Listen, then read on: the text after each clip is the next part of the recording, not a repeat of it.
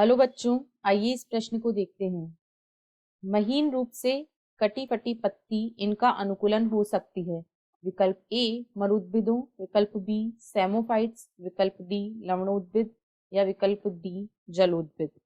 इस प्रश्न की जो मुख्य अवधारणा है, मुख्य अवधारणा वह है जलोद्भिद पादप। जलोद्भिद पादप ऐसे पादप जो जल में रहते हैं या जिनका आवास जलीय आवास होता है, ऐसे पादपों को हम जलोद्भिद पादप कहते हैं। ऐसे पादप जो जलीय आवास में रहते हैं, इन्हें जलोद्भिद पादप कहा जाता है। इन पादपों के कुछ विशेष अनुकूलन होते हैं जो इन्हें जलीय आवास में रहने योग्य बनाते हैं। इनमें से कुछ अनुकूलन हैं कि जो हाइड्रोफाइट्स होते हैं, कुछ जलोद्भिद या हाइड्रोफाइट पादपों में एक ही पौधे में विभिन्न पत्तियों का उत्पादन होता है। एक ही पौधे में पत्तियों के विभिन्न रूपों का उत्पादन होता है। पत्तियों के विभिन्न रूपों का उत्पादन होता है। एक ही पादप में यानी अलग अलग तरीके की पत्तियां देखने को मिलती हैं। इसे विषम पर्णता भी कहा जा सकता है। ऐसे पादप जो जल निमग्न जलीय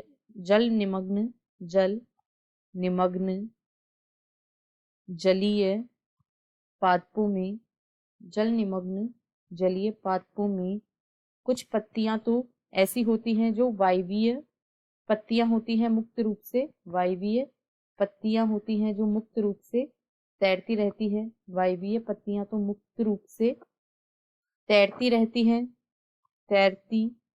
रहती हैं, परंतु जो जल निमग्न पत्तियां होती हैं, जल निमग्न पत्तियां, ये आमतौर पर रैखिक और रिबन के आकार की होती हैं। ये आमतौर पर रैखिक या रिबन के आकार की होती हैं, फीते के आकार की होती हैं, रिबन या फीते के आकार की होती हैं तथा ये बारीक विच्छेदित हो सकती हैं।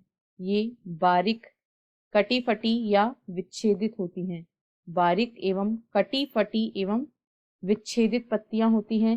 तो जो जल निमग्न पादप होते हैं, उनकी जल निमग्न पत्तियां रैखिक या रिबन आकार की होती हैं और बारीक या कटी फटी हो सकती हैं, जबकि जो वायवीय पत्तियां होती हैं वे पूरी तरीके से गोल एवं लोबदार होती हैं।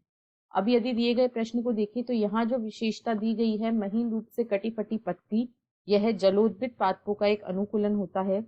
तो विकल्प डी इस प्रश्न का सही उत्तर है। शेष अन्य 3 विकल्पों में दिए गए पादपों में इस प्रकार की पत्तियां नहीं पाई जाती हैं। आशा है आपको प्रश्न समझ आया होगा। धन्यवाद।